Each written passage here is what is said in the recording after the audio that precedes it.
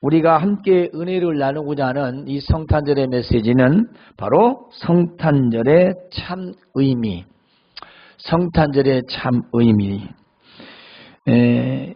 오늘은 마태복음과 누가복음을 연속해서 이어서 그 예수님의 탄생 이야기를 여러분에게 들려드리고, 그리고 우리가 정말 거기에서 어떤 의미가 있는 것인가를 전해드리도록 하겠습니다. 요셉과 마리아는 이제 정혼한 사이였죠. 약혼한 사이입니다. 당시 이스라엘에서 이 약혼의 과정을 거쳐서 결혼식을 하였죠. 그러나 약혼 기간에는 동침할 수가 없었습니다. 서로 알아보는 그런 중요한 시간이었죠. 그래서 어떤 큰 문제가 생기면 파혼할 수도 있었습니다. 그런데 법적으로는 부부의 효력이 있었어요. 그래서 남편과 아내라 이렇게 칭호를 했습니다. 물론 함께 동거하지는 않습니다. 이렇게 약혼한 사이로 지내고 있었는데 어느 날 갑자기 하나님의 천사 가브리엘이 찾아옵니다. 그리고 이렇게 말합니다. 처녀 마리아여,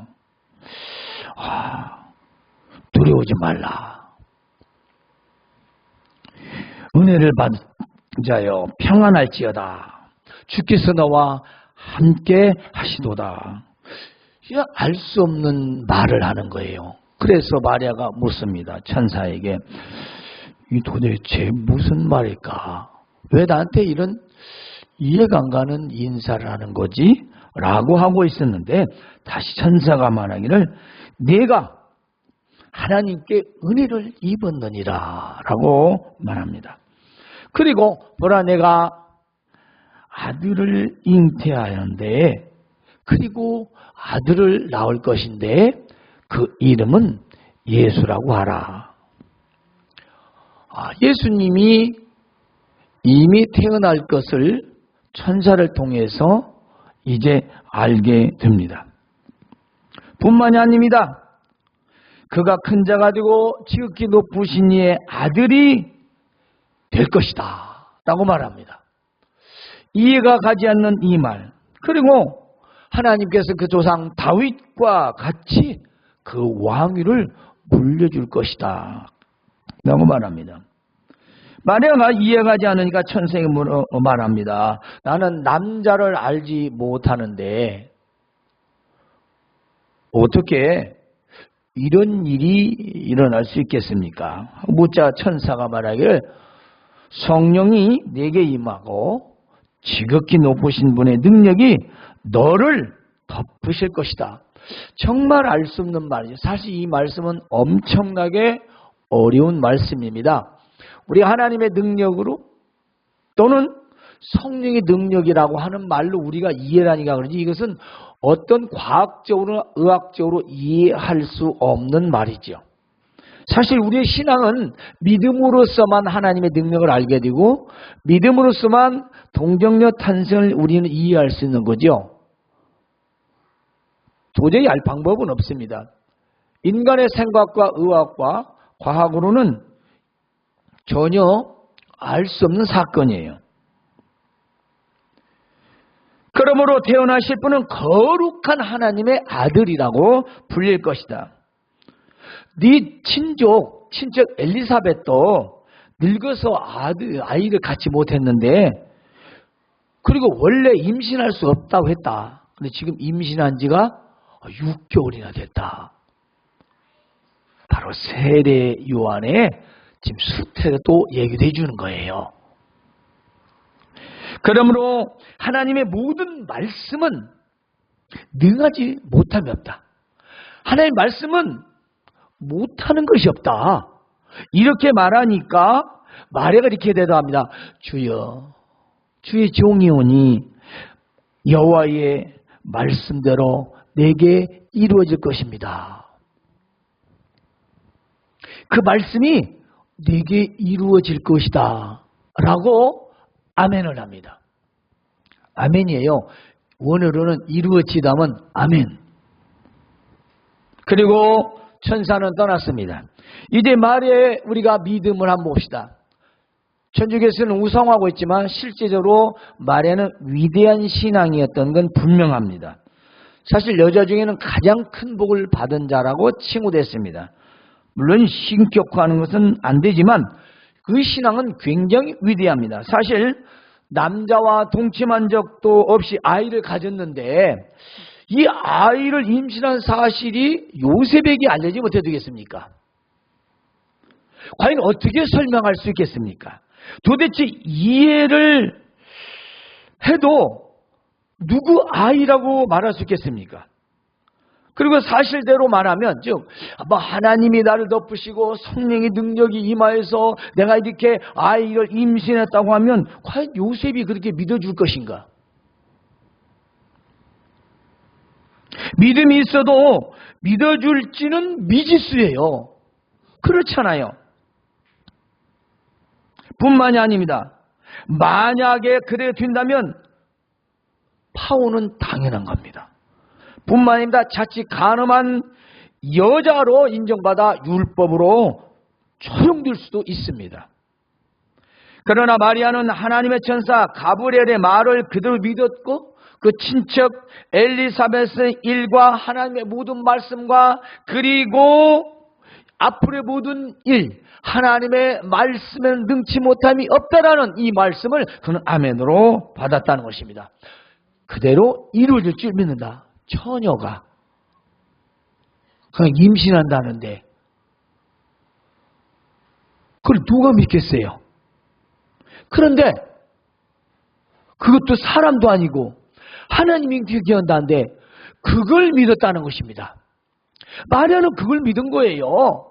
여러분 지금 우리가 예수님을 믿는다고 하지만 예수님이 누군가를 알고 그분이 어떻게 잉태되었고 어떻게 세상에 오셨다는 걸 근본을 알지 못하면 우리는 다 종교인이에요. 그리고 형식적이고요. 지식으로만 믿는 거예요. 믿음이 아니면 절대로 우리 이 사실을 믿을 수도 없고 믿어지지도 않습니다. 그래서 그 믿는 믿음이 우리를 구원하는 거예요. 진짜 믿으니까. 아기의 임신과 출생과 장차 미래의 모든 일까지도 다 믿었습니다. 때문에 위대한 신앙이라고 하는 것입니다. 그런데 한편 약혼한 요셉은 동거지도 않았고 동침도 하지 않았는데 약혼녀인 마리아가 임신했다는 사실을 알게 됩니다.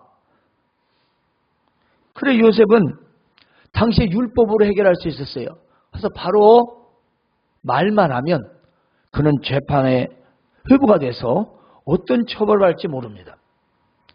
그리고 다음에 결혼하는데 아무 지장도 없어요. 그런데 요셉은 상당히 의로운 사람이었어요. 훌륭한 인품을 가졌고 위대한 신앙을 가진 사람이라 저 여자 무슨 사정이 있겠지.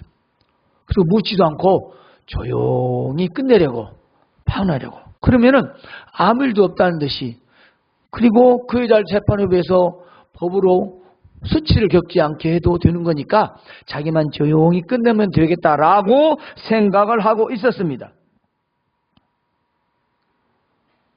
그런데 바로 그때 꿈에 또 하나님의 천사가 나타났습니다. 다윗의 자손 요셉아, 네 안에 마리아 데려오기를 두려워하지 말라. 무서워하지 말라. 즉 마리아와 결혼하는 것을 두려워하지 말라라고 천사가 말하는 것입니다. 그녀가 잉태된 것은 성령으로 된 것이니라. 아들을 낳으리니 이름을 예수라 하라. 이는 그가 자기 백성을 자기 주에서 구원할 자이심이라. 보라 처녀가 잉태하여 아들을 낳을 것이요 그의 이름을 임마누엘이라 하라. 이를 번역하니 하나님이 우리와 함께 계시다 라는 말씀을 바로 요셉에게 전해준 겁니다.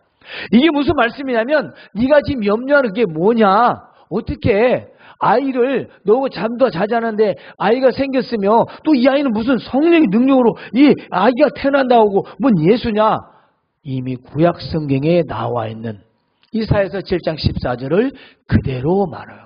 이것은 하나님의 뜻이요 하나님의 계획이요 하나님께서 예언을 해놓은 말씀이 이것은 너 약혼자 마리아를 통해서 이루어지게 한 것이다. 너는 두려워하지 말라. 무서워지도 말라. 요셉이 잠에서 깨어나서 죄의 사자의 분부대로 행하였더라 했습니다. 그 아내를 데려왔지만 아들을 낳기까지 동침하지 않았더라 그랬어요. 그리고 이제 해산할 날이 얼마 남지 않았습니다. 그런데 예수님께서 탄생하신 무렵에 그때는 바로 이스라엘이 로마의 속국이었죠. 그리고 로마의 초대 황제인 가이사 아구스토가 명령을 내렸습니다. 모든 사람은 다 호적을 등록하라는 호적 명령을 내렸지요. 이건 바로 인구조사인데요. 이 인구조사를 통해서 또 세금을 또 더 많이 거둘 수가 있기 때문입니다. 그래서 모든 사람들이 각각 고향으로 가서 호적 정리를 하러 가는데 바로 이 요셉과 마리아도 다윗의 가문이기 때문에 이제 고향인 베들레헴으로 가서 거의 호적을 정리하러 간 거예요. 호적 등록을 하러. 그런데 호적 등록을 함께 가는데 마리아는 이미 임신한 것이 오래돼서 해산할 때가 다 되었습니다. 수많은 사람들이 호적을 등록하러 몰려왔기 때문에 이제 요셉과 마리아는 그날 저녁에 묵어야 되는데 저녁에 머물 여관이 없었습니다. 사실 여관이 없다는 거, 그 요즘 같으면 잘 데가 참 많지만 옛날에는 여관이라고 해야 오늘날처럼 그게 망간해요. 근데 수많은 사람들이 왔는데 임신했죠. 또 병원이 이렇게 흔한 것도 아니고 또 아이를 집에서 낳을 수도 없는 거고 이제 진통은 시작되고 어떻게 하겠습니까? 이스라엘 집의 구조는 집 안에 가축을 기르고 반대쪽에는 잠을 자는 그런 곳이 있었다고 했어요. 그래서 통로처럼 가운데가 있고 이쪽은 사람이 자고 이쪽은 짐승이 머무는 거죠. 당신은 구유니까 마구간이겠죠. 주인한테 얘기하고 지금 아이가 곧 나오게 생겼으니까 어떻겠냐. 제발 여기 머물게 달라. 그래서 그 구유에 아이를 낳게 된 것입니다. 바로 가축, 짐승이 머무는 곳에 예수님은 오셨다는 거죠.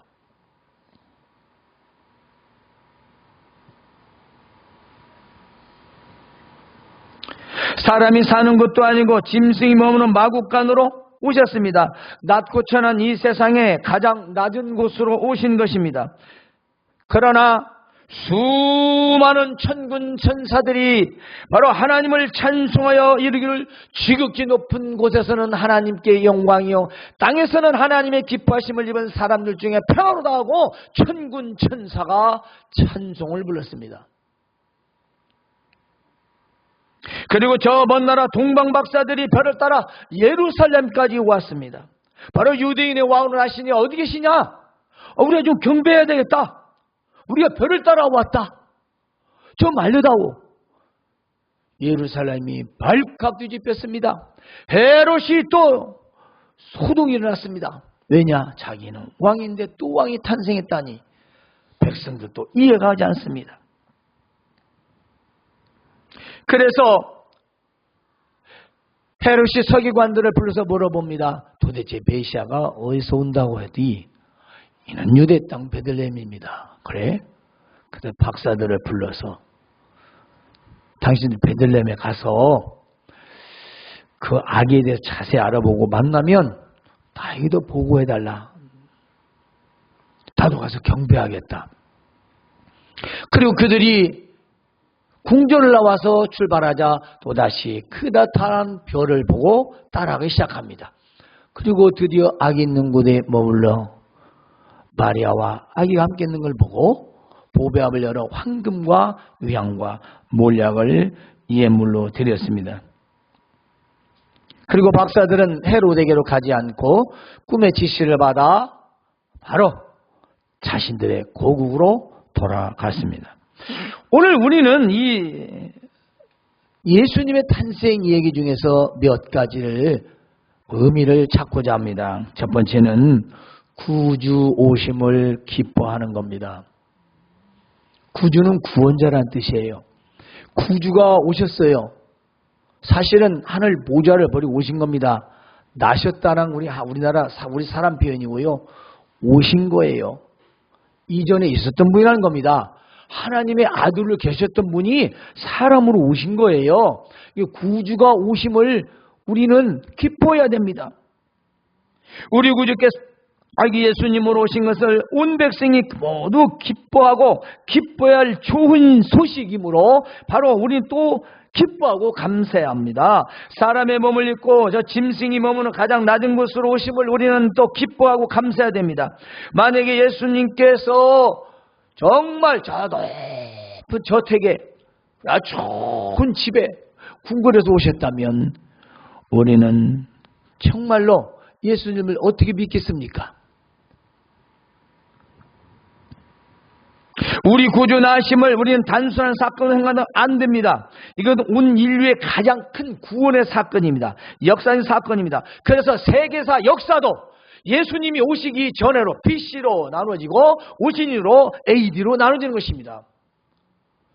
아무리 믿든지 안 믿든지 불교든지 유교든지 전 세계 이슬람이든지 심지어는 공산국가든지 독재국가든지 다 BC 비포 크라이스트 아노 도미노라는 예수님이 오신 이전과 이후로 역사는 나눠지는 겁니다.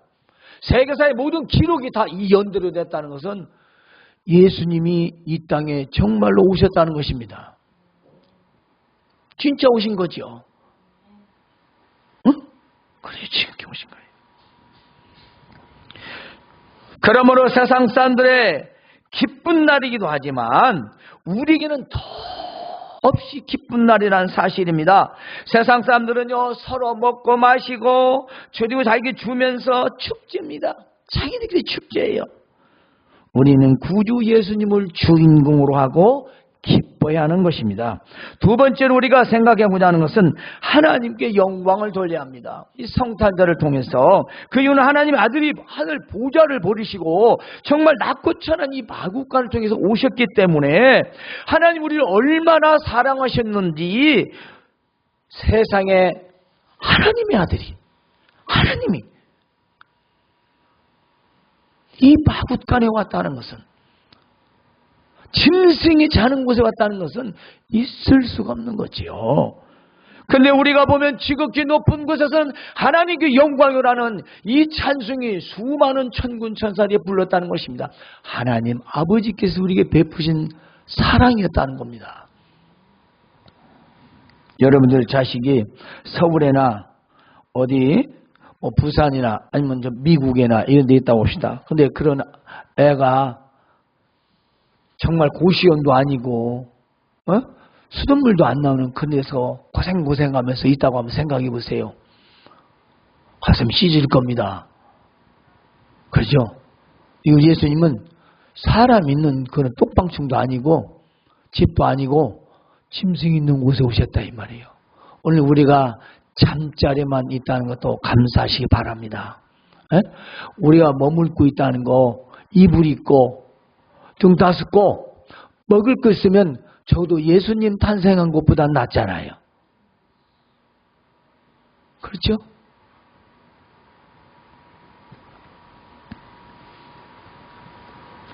그러므로 우리는 구주 예수님을 보내주신 하나님 아버지께 감사와 영광을 돌리시기 바랍니다. 세 번째로는 최고의 예물을 드렸습니다. 박사들이 드린 예물은요, 당시에 위대한 왕이 탄생했을 때 드리는 최고의 예물이었습니다. 물론 여러 가지 의미가 있지만 그때 당시에 가장 중요하고 가장 소중한 선물이었다는 것입니다. 동쪽 아주 그 먼 곳에서 세상의 위대한 왕의 탄생을 위하여 예물을 가져왔습니다. 지금으로 키로수도 6,000km가 넘는 어마어마한 먼 길이에요. 600km가 부산이에요, 서울서. 그 10배. 무슨 버스가 있는 것도 아니고. 그들이요? 말을 타고 왔겠죠. 그러나 중요한 것은 그 먼 곳에서 위대한 왕이 탄생했다는 것을 그들이 믿고 예의를 갖추어 그 예물을 가지고 와서 그 훌륭한 학식자요, 존경받는 그 사람들이 그 아기께 그것도 궁궐도 아니고 그 짐승이 없는 마국간에 구이는 아기께 그들이 엎드려 절을 하고 황금과 유황과 몰약을 예물로 드렸다라는 것입니다. 현대 기독교인들의 성탄 감사에 과연 우리는 예물을 어떻게 드리고 있는가를 생각해 봐야 할 것입니다. 그리고 여기 오신 분들은 성탄 감사 예배를 드리러 오셨네요. 참 많이 안 옵니다. 예전에도 보면 뭐 지금뿐 아니라 24일 날짜는 꽤 많이 와요. 근데 25일 날은 거의 없습니다. 아침 예배 보면 그냥 24일 날 저녁에 재밌게 다 끝나고 25일 날은 그냥 오늘 예배하는 날이야 이렇게 딱 끝나버리는 그런 경우가 종종 있었어요. 여러분, 예수님이 탄생하시지 않았다면, 예수님 오셨다면 우리는 어떻게 되었을까요? 우리의 본질대로 살다가 영원히 지옥에 가야 됩니다.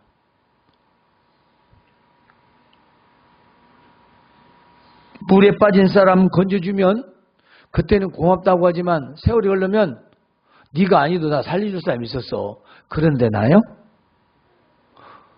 현대 크리스찬들이 예수님의 그 오심이 얼마나 중요하고 얼마나 역사적인 사건인가를 온 세상이 다 기뻐하는데 믿든지 안 믿든지 정신 나간 사람들까지도 다 좋아하고 있는데 우리는 그러지 못한다면 얼마나 안타까운 일이겠습니까? 사실 크리스마스라고 하면서 주인공이신 예수님은 너무 초라하게 축하를 받는 것 같습니다. 사람들이 서로 선물을 주고받으며 자기들끼리만 기뻐하고 있습니다. 심지어 성도들도 크게 다르지 않습니다. 예수님이 오신 날을 정말 최고의 감사를 하고 기뻐하기보다는 연중 행사로 끝나고 마는 것이 너무도 안타까운 일이죠.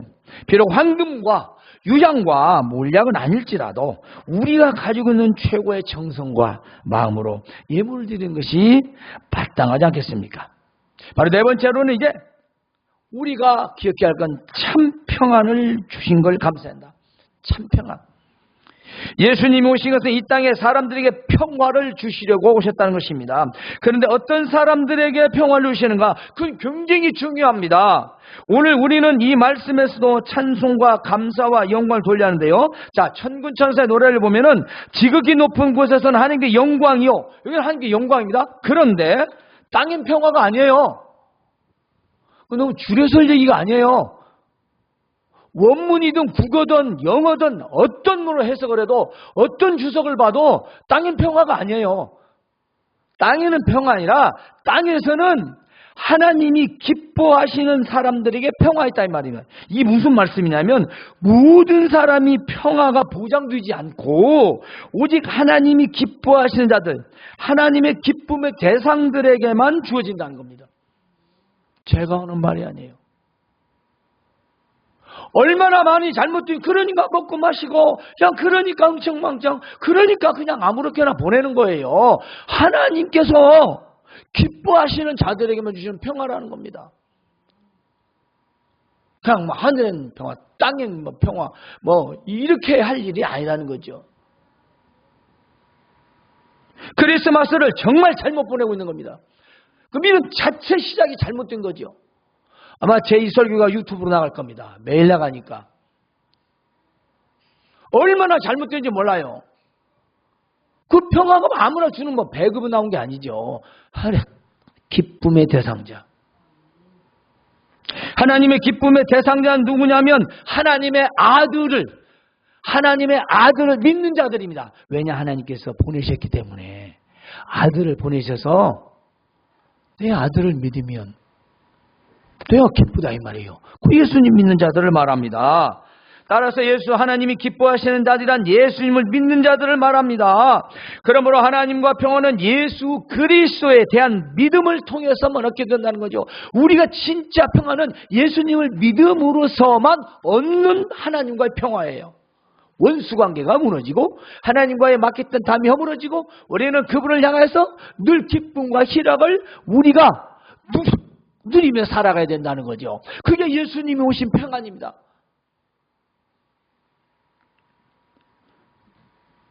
그럼에도 불구하고 수많은 사람들은 이러한 평안을 얻기보다는 인본적인, 사람 중심적인, 우리끼리 사람이 할 수 있는 평안을 말해요. 좋습니다. 사람들이 잘 지내야 돼요. 어디를 가든지 서로가 화평을 이루고 지내면 좋습니다. 그런데 더 중요한 게 있어요. 그렇게 하고 집에 와서 머리 아파, 골치야. 그러면 그건 평안이 아니에요. 왜냐?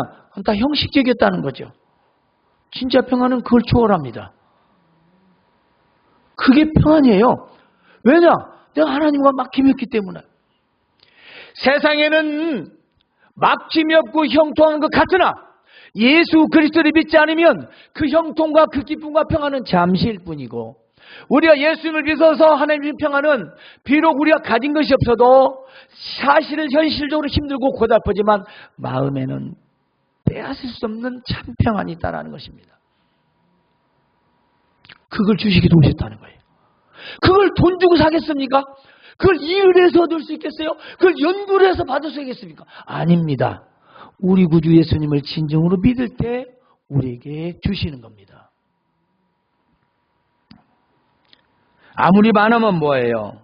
아무리 좋은 직장에 뭐합니까? 평안이 없으면 아무것도 아니죠. 따라서 이제 우리가 기뻐하고 감사할 것은 예수님을 믿음으로 하나님께 기쁨이 되었다는 겁니다. 때문에 참 평안 주심을 감사하죠. 우리가 하나님 은혜로 예수님을 믿어서 우리는 진짜 하나님이 이제 기쁨이 된 거예요. 그리고 하나님의 기쁨의 자녀가 되었다는 걸 감사해야 된다, 그 말씀입니다. 그리고 참 평안을 얻었습니다. 그러므로 우리에게 구주 예수님이 이 땅에 오셔서 우리가 믿어 세상에 얻을 수 없는 평안 주심을 감사합시다. 그러므로 성탄절 첫 의미는 우리 구주 오심을 기뻐하고, 그리고 하나님께 영광 돌리고 최고의 예물을 드리며 참 평안 주신 것을 감사하는 것이 성탄의 진정한 의미인 것입니다. 이런 성탄의 의미를 여러분이 꼭 마음에 새겨서 우리 성탄절뿐만 아니라 어느 때든지 이런 의미와 이런 믿음을 가지고 승리하며 살아가시길 주님의 이름으로 축원합니다. 하나님, 우리